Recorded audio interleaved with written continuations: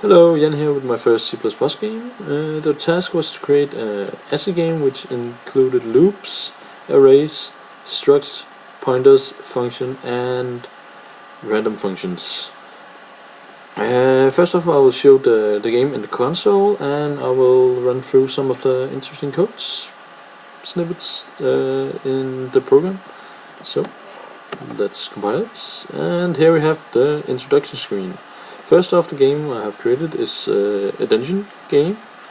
I've called it Dungeon Challenge, and I'll explain a bit about the game concept as I run through the game. Then let's start. So the first screen we are actually arrived at after the start screen is a bit of text to tell a little story, not much. And shows that there are 7 classes to choose from, each with their own characteristica. So, for this example, let's just go with the strongest. We'll take the barbarian. Yeah, and we get his stats up again. And how many rooms do we want to go through? For this just brief example, I will just go through 2. First up, I'm up against an easy monster.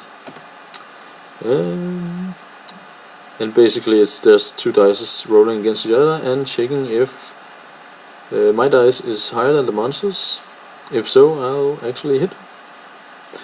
And this actually continues until I manage to kill him. And as you can see, I managed to beat him down to a negative health level, which is of course what I wanted. And as I leave the room, I have been restored to maximum hit points. And unfortunately the second room is an empty room. That means my quest already ends here. So I will run through the codes. As you can see, I included a lot of libraries. And basically I have a function declaration in here. It's called from the 2 dices. Basically going to use 1, but just for the sake of start learning how to use them, I'm going to create as many duplicates as I want. And followed by my 2 structs, one for my character, setting hit points, dice bonus damage, as well as monsters hit points and other stats. Yeah, I'm using short integers because the value shouldn't be that high. I could use chars, but if I want to tweak the bonuses beyond what a char can support with, then of course I have to change them to short. So that's basically it. And the main function. This line is typically special because actually that's the only pointer I'm actually going to use in this program.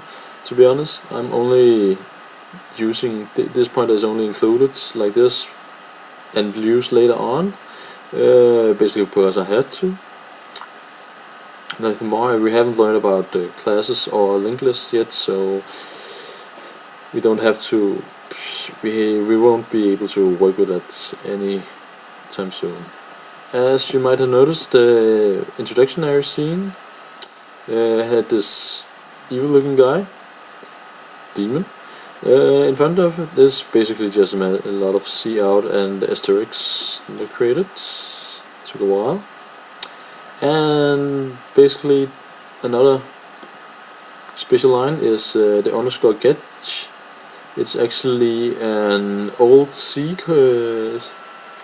function, which is included in a library that I include, which is called Conio. Well, actually I was just told that it was a good function to call, as well as to include, from one of my fellow students. This is basically what allows me to press a button before I get to these C outlines, instead of it just scrolling the whole image down and onto just the plain text.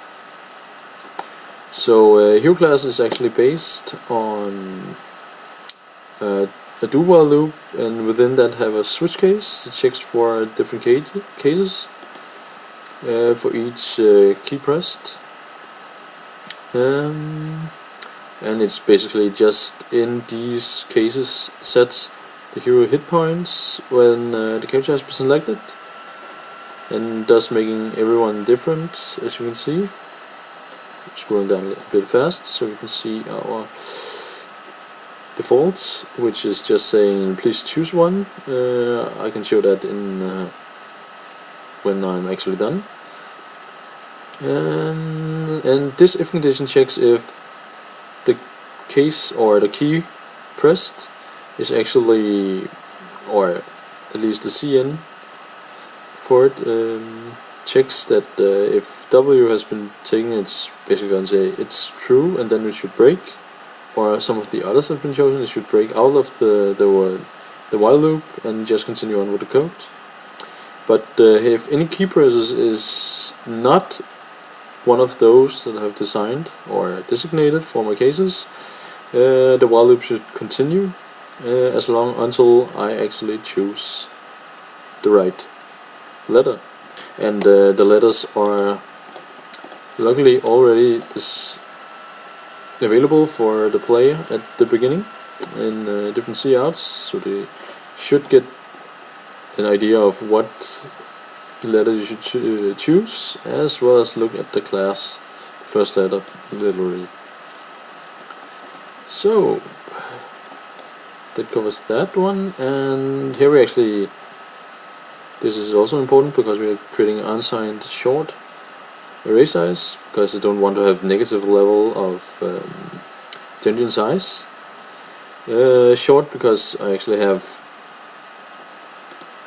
the value should be quite high, but well, I could regulate char, so we'll limit it to 255, 0 to 255, and basically it just listens for the how many rooms you actually want to go through, which was 2 in the example, and I actually call the pointer I actually created and type defined. That's the case. For to a variable a, which is a new char array, and basically another variable I've called a random integer, which is going to choose my rooms that I'm going to. And for checking the room and how many times I'm supposed to go into different rooms, I have a for loop, and within that I have actually a switch case once again. So the for loop basically checks that as long as my input, the array size, is lower, or at least the loop is lower than the size, it will run through it until it actually cannot fulfill this condition. And what I basically have here is actually an 8-sided dice, hence the +1 adds the 1, because otherwise it will go from 0 to 7 instead of 1 to 8, which is what we normally would think. And yeah, then this switch case actually chooses which room we have, and I actually have 8 rooms, so shouldn't be a problem with anything. First of all, the switch case listens to the random integer, this one line up here, and checks if case 1, 2, and so forth is true. So if it's the dice roll is 1, it will say an empty room, and in case 2 it will check, it will say that we entered a monster room, and it actually waits. So and it basically, when I enter the room, it defines each monster, well, as both easy monster, and we also have hard and medium. So and this line is also important because we're going to use that at the end of this case.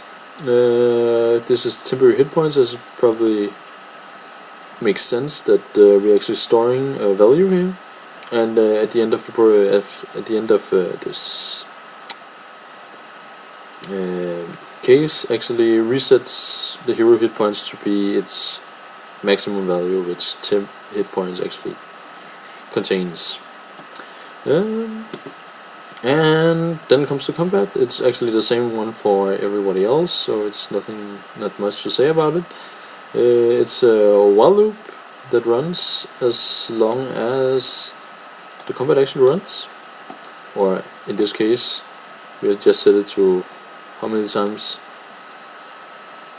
or basically how many hit points the monster has, as long as it's above 0, which means it actually can go way below 0 hit points. And here we actually set the variables to be what our function call is. We have a kind of function in the end of the program, rolling our dice. Yeah, it basically rolls, stores the value, and checks if hero roll is above 20, then it should be equal to 20, and it's because we have something called the hero dice bonus, which adds some values to actually the dice roll. And the same goes for our monster. It has to basically the same. And then again we have the underscore get function, which just basically waits for the keyboard inputs. Means that every time I press, I will actually go to the next combat round and check. And we actually have some branching right after, which just basically checks that if this my hero roll or my dice is bigger than the monster's, I should hit the monster and actually see out how much hit points the monster has left. The player isn't, if you noticed, able to see how many hit points the monster actually have. So the first time he will see anything will be here. It's just basically just to say that I'm going to a combat and I don't actually know, can't read my monsters, or the hero can't see how much hit points the monster have, like a health bar or something. And yeah, that's basically it. And this else if just checks if the monster's roll is higher or equal to mine, then I will take a damage, and that's because I want draws to be a monster victory, which means that monsters do have a tendency to win most of the time if you are unlucky. And we have another if sentence right before the end of right in the end of this while loop. It basically say if my hero's hit points goes to 0, then I'll basically die, and it will just exit the whole program without continuing on with the code. So if the monster is equals hit point is below or equal to 0, it will say, hey, you have killed the monster, and you will continue on. And the last if sentence in this one actually just say that if any of the hero classes I've chosen is basically the different classes, the hero hit points will return to be the temporary hit points as we had in the beginning of the switch case, and just briefly say you have actually got the HP back again, and shows how much you actually have, and breaks. And that's basically the case for most of the rooms, just because, but what could I say? There's just different difficulties, monster with more hit points, then we have a couple of it. Throughout the dungeon there's only one hard monster case, so it's rare to get, but it happens. And case 5 and 6 are actually different from everything else. They are just checking if it's a hidden room.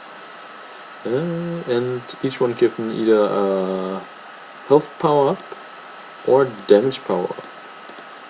We just add to, well, of course, the damage. And that's it for the combat switch case.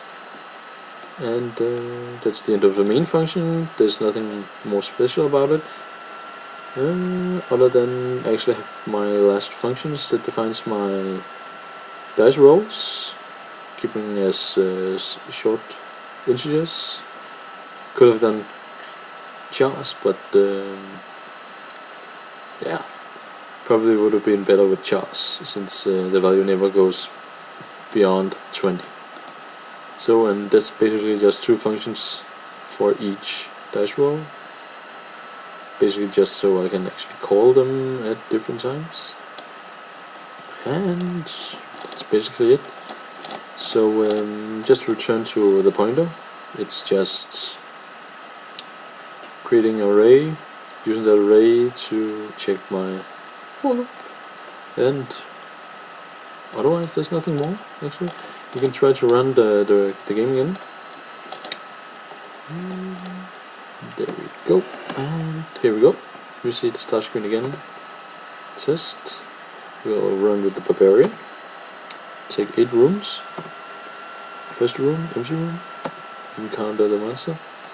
And as you can see, the get, the underscore get that is reading the inputs is just running right now. Could have included more often, but yeah. As you can see, we go here and just check, switch case. Oh, the while loop is actually checking.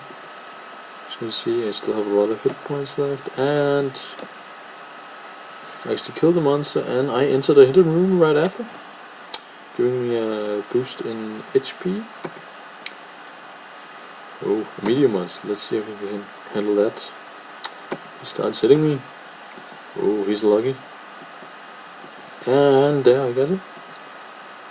And as you can see, my hit points down here is 185, 5 more because of power. And I'll keep hitting. Let's see if I actually win. Yep. Oh, hot monster, one of the rare ones. Let's see if actually we can defeat one. It's supposed to give enough damage for it to actually have a hard time.